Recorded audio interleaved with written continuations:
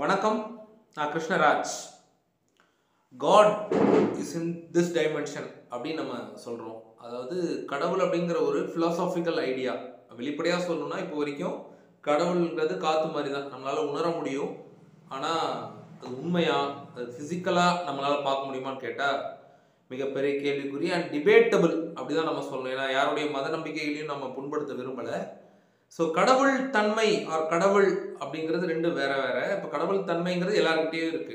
எல்லாருக்கும் ஒரு ஒரு டெவிலும் இருக்கு, எல்லாருக்குள்ளேயும் ஒரு டெவிலோ டீமனும் இருக்கு, ஒரு ஏஞ்சலும் இருக்கு இல்லையா? ஸோ அது வந்து நம்ம இட் இஸ் அகெயின் அக்செப்டபிள் ஃபிலோசாபிக்கலா. ஆனால் கடவுள் அப்படிங்கிற ஒரு ஃபிசிக்கல் உருவமாக நிறைய மதங்களில் சொல்கிறாங்க. கிறிஸ்டியானிட்டியில், இந்துயிசமில், பல மதங்களில், உலகெங்கிலும் இல்லை பல மதங்களில் கடவுள் அப்படின்னு ஒருத்தர் இருக்காருப்பா. அப்போது அவர் இருக்காருன்னா எங்கே இருக்காரு அப்படி ஒரு, ஏன்னா கதைகளில் அப்படி தானே சொல்கிறாங்க. இப்போ நம்ம ஹிந்து மித்தாலஜி படி பார்த்தீங்கன்னா, இப்போ நமக்கு இங்கே இருக்கக்கூடிய டைம் அப்படிங்கிறதும் பல ஹிந்து புராணங்களில் சொல்கிறாங்க இல்லையா, அதில் இருக்கக்கூடிய டைம் அப்படிங்கிறதும் மாறுபடுது. அவங்களுடைய ஒரு நாளுங்கிறது நம்மளுடைய ஒரு யுகம். இப்போ நம்ம கலியுகம் அப்படிங்கிற ஒரு 4000 years சம்திங், எனக்கு சரியா தெரியல, இந்த ரிலீஜியஸான விஷயங்கள் எனக்கு அதிகமாக தெரியல. ஆனால் இதை வந்து நீங்கள் சயின்டிஃபிக்காக பார்க்கும்போது ஸ்பேஸில் இந்த டைம் டைலேஷன் அப்படிங்கிற ஒரு விஷயத்தோட ஃபிசிக்ஸ் ஒத்துக்குது. ஆமாம், இப்போ பூமியில் இப்போ எனக்கு 37 வயசு ஆகுதுன்னா, இப்போது நான் ஸ்பேஸில் போய் ரொம்ப வருஷம் வாழ்ந்துட்டு வரும்பொழுது எனக்கு வயசு கம்மியாக இருக்கும் இங்கே இருக்க மற்றவங்களோட கம்பேர் பண்ணும்போது. இதை நம்ம டைம் டைலேஷன் சொல்கிறோம். இந்த கான்செப்ட் எல்லாம் ஃபிசிக்ஸ் தானே அப்படின்னு கேட்டால் கொஞ்சம் ஃபிலாசபியும் இதில் இருக்குது, அட்வான்ஸ்டு குவாண்டம் சயின்ஸும் இதில் இருக்குதுன்னு நான் சொல்வேன். இப்போ கடவுள் அப்படிங்கிற அந்த தனிநபர் இல்லை ஒரு ஒரு உருவம், அது எந்த மதமாக வேணாலும் இருக்கலாம். நான் சொல்றது மதங்களுக்கு அப்பாற்பட்ட நம்மளால செய்ய முடியாத விஷயங்களை படைத்தல், கிரியேஷன், காத்தல், அப்புறம் அழித்தல், இது மூணையும் செய்யக்கூடிய ஒரு இயற்கையோ கடவுளோ அப்படின்னு ஒன்று இருந்தா அது எங்க இருக்கும்? அது ஒரு ஹையர் டைமென்ஷன்ல இருக்கும்னு வச்சுப்போம். இப்போ நமக்கு தெரிஞ்சதெல்லாம் 3 டைமென்ஷன் தான். நீல, அகல, அதாவது லென்த், பிரெத் அண்ட் பிரெத்தோ வித்தோ இல்லைன்னா ஹைட்டு, இவ்வளோ தான் நமக்கு தெரியும். ஸோ இப்போ இந்த XYZ அப்படிங்கிற இந்த 3 டைமென்ஷன்ஸை தாண்டி 4வது டைமென்ஷன் டைம், காலம், நேரம். இந்த டைமென்ஷன்ஸ் இல்லாமல் ஹையர் டைமென்ஷன்ஸ் இருக்குன்னு ஸ்ட்ரிங் தியரி சொல்லுது. நாமளே நம்ம சேனலில் வீடியோ பண்ணியிருக்கோம். இந்த டைமென்ஷன்ஸை தாண்டி நம்ம அக்சஸ் பண்ணும்போது ஒரு ஏஞ்சலையோ, ஒரு இறந்து போன நபர்களையோ, இல்லை ஒரு பேரல் வேர்ல்டையோ நம்மளால் அக்சஸ் பண்ண முடியும் அப்படின்னு சொல்லி நம்ம அந்த விண்டோவை க்ளோஸ் பண்ணிடுறோம். இப்படி தான்ப்பா, இப்படி இருக்கலாம் அப்படின்னு நம்ம க்ளோஸ் பண்ணுறோம். ஆனால் சயின்டிஃபிக்கலாக இதுக்கு ப்ரூஃப்லாம் இருக்கான்னு கேட்டால் சின்ன அளவில் ஒரு சின்ன ஒளி கீற்று, சின்ன ray of light or ray of hope இருக்குது அப்படிங்கிறது தான் நம்ம இப்போ சொல்ல வந்த விஷயம். எஸ், குவாண்டம் கம்ப்யூட்டிங் அப்படின்னு ஒரு விஷயம் இருக்குது. இப்போ கம்ப்யூட்டர்ஸ்னால் நமக்கு தெரியும். கம்ப்யூட்டர்ஸ்னால் என்ன? கணினியில் நீங்கள் தகவல்களை WWWன்னு சொல்கிறோம், வேர்ல்டு வைடு வெப். இங்கே நான் ஒரு தகவல்களை என்னை பற்றி ஒரு ஃபோட்டோவோ ஒரு ஃபேஸ்புக்கில் ப்ரொஃபைலில் நான் வந்து கிரியேட் பண்ணுறேன் அப்படின்னா உலகத்தில் எங்கே வேணாலும் அதை ஆக்சஸ் பண்ண முடியுது. எப்படி? பல்வேறு கணினிகளுடைய கூட்டமைப்பு தான் அந்த வலை அப்படிங்கிறது, இணையம் அப்படிங்கிறது.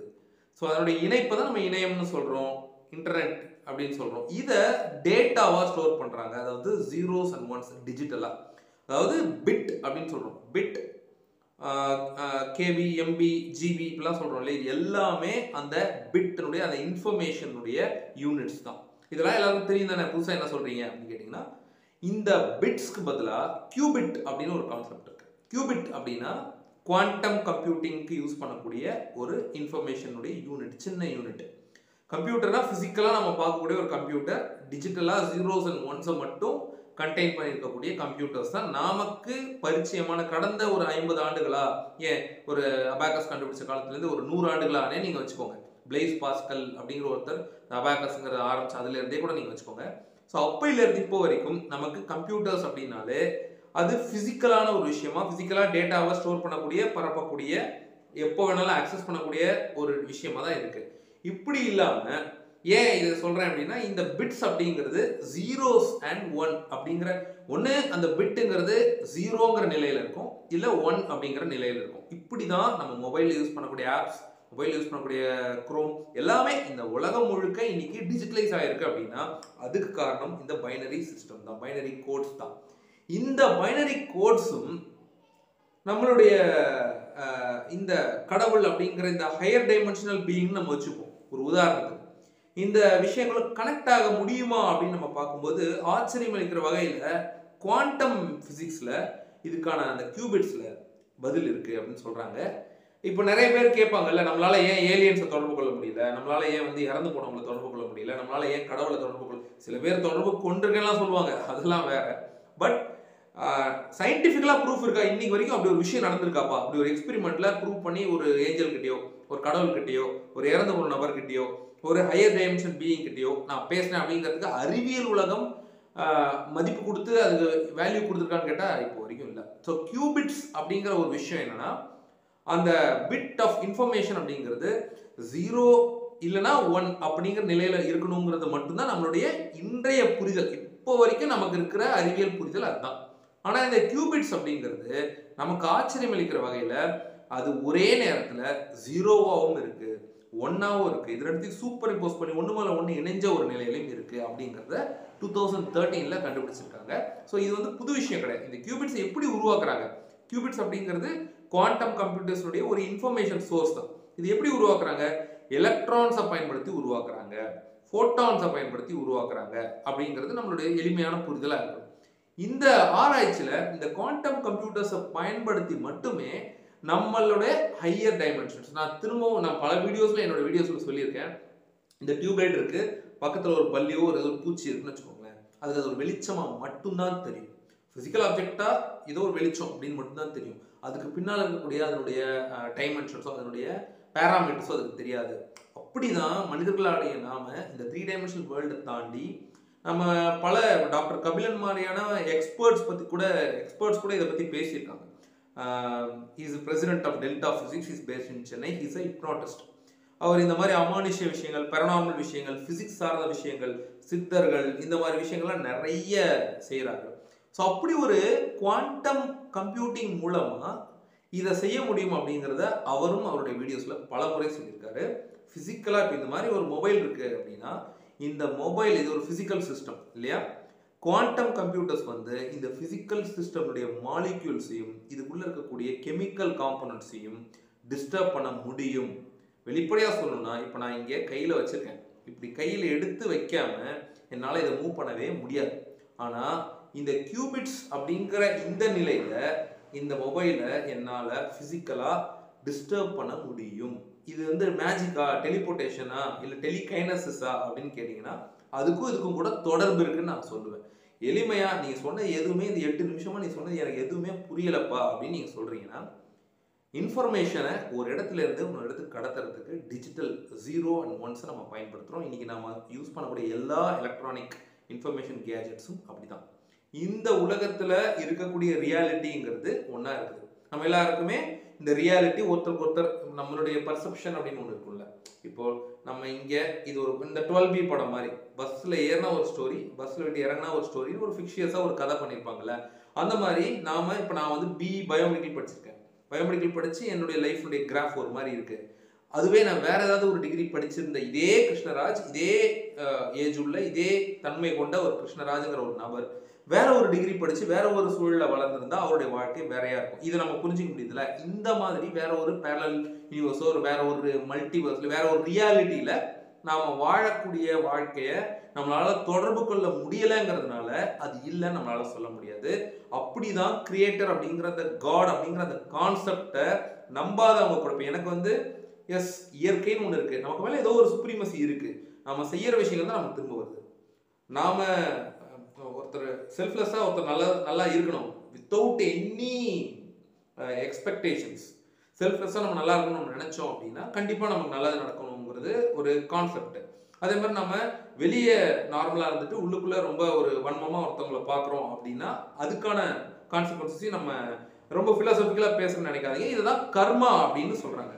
இதை சயின்டிபிக்கலா நீங்க வந்து ப்ரூவ் பண்ண முடியும் அப்படிங்கிறதா இந்த ரிசர்ச்.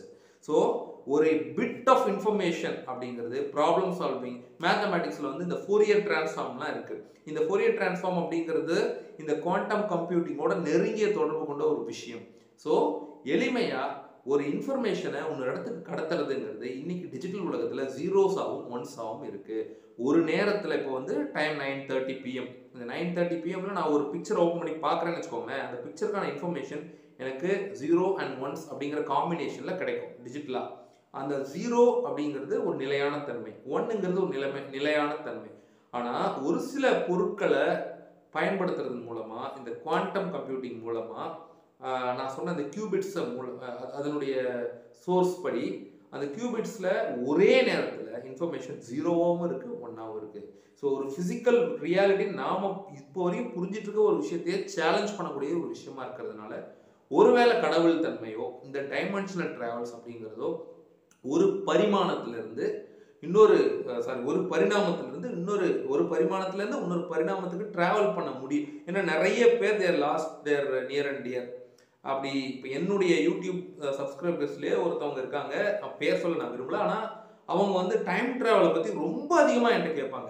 டைம் ட்ராவல் ஏன்னா she lost her husband, she has a school going kid, ரொம்ப சின்ன குழந்தை, அவங்களால அந்த பிரிவை ஏற்றுக்கவே முடியல. அதனால அவங்க வந்து டைம் ட்ராவலுக்கு ஏதாவது விஷயங்கள் இருந்தால் சொல்லுங்கண்ணா, ஏதாவது உங்களுக்கு தெரிஞ்சா சொல்லுங்க. கான்செப்சுவலாக சொல்கிறேன், யாருக்காவது தெரியுமா டைம் ட்ராவல் பற்றின கருவிகள் இருக்கான்னு கேட்டால் அது ஒரு கேள்விதான். ஸோ அப்படி இப்போ இந்த மாதிரியான இந்த இன்டர் டைமென்ஷனல் அக்சஸ் நமக்கு கிடைச்சிச்சுன்னு வச்சுக்கோங்களேன், ஃபியூச்சரில் சொல்கிறோம். நமக்குன்னா நம்ம இப்போ 2025 இருக்கோம், நம்ம வாழ்ந்து இறந்து போயிடுவோம். இதுக்கப்புறம் ஒரு 200-300 வருஷத்துக்கு வர அப்புறம் அந்த ஜென்ரேஷனுக்கு கிடைச்சிச்சுன்னு வச்சுக்கோங்களேன், நம்ம வாழ்க்கையில் நம்ம எதையெல்லாம் நம்ம இம்ப்ரூவைஸ் பண்ணிக்கணுமோ, எதையெல்லாம் நம்ம வந்து இதை பர்ஃபெக்டாக நான் செஞ்சிருந்தா இது கரெக்டாக நடந்திருக்கும் அப்படிங்கிறமோ அதை வந்து நான் வேற ஒரு டைமென்ஷனில் இருக்கிற என்னுடைய வேற ஒரு வேர்ஷனை போய் அக்சஸ் பண்ணி அதை சரி பண்ணிக்க முடியும் அப்படிங்கிற மாதிரியான ஒரு கருத்தை இந்த கியூபிட்ஸ் அண்ட் குவாண்டம் கம்ப்யூட்டிங் ரொம்ப ஸ்ட்ராங்காகவே சொல்லுது. இன்னைக்கு இது ஒரு ஃபேண்டசி மாதிரி இருக்கலாம், இன்னைக்கு ஒரு சயின்ஸ் ஃபிக்ஷன் மாதிரி இருக்கலாம், பட் இதெல்லாமே சயின்டிஃபிக் ஃபேக்ட்ஸ். இதெல்லாமே நீங்கள் கூகுள் பண்ணி பார்க்கலாம். கியூபிட்ஸ், QUBITS, கியூபிட்ஸ் கூகுள் பண்ணி பாருங்க. Qubits and other dimensions, qubits and dimensional travel, இந்த மாதிரி கூகுள் பண்ணி பாருங்க. உங்களுக்கே இதை விட ரொம்ப டீட்டெயிலான இன்ஃபர்மேஷன்ஸ் கிடைக்கும். நான் ரொம்ப காம்ப்ளெக்ஸான அந்த விஷயங்களை ஆப்டிமைஸ் பண்ணி ரொம்ப சிம்பிளாக என்னுடைய சிற்றறிவு கேட்டுற அளவுக்கு நான் இங்கே சொல்லியிருக்கேன். இதில் ஏதாவது குற்றம் குறைகள் இருந்தால், புரியாத மாதிரி இருந்ததுன்னா இந்த 12 மினிட்ஸ் வேஸ்ட் பண்ணதுக்கு சாரி. உங்களுக்கு புரிஞ்சதுன்னா அது ஆக்கப்பூர்வமான முறையில் கமெண்ட்ஸில் கொடுங்க. இன்னொரு புதிய சிந்தனை தோண்டும் காலையில் சந்திப்போம். உங்கள் அனைவருக்கும் நல்லதே நடக்கட்டும், நலமே சொல்லட்டும். Stay strong.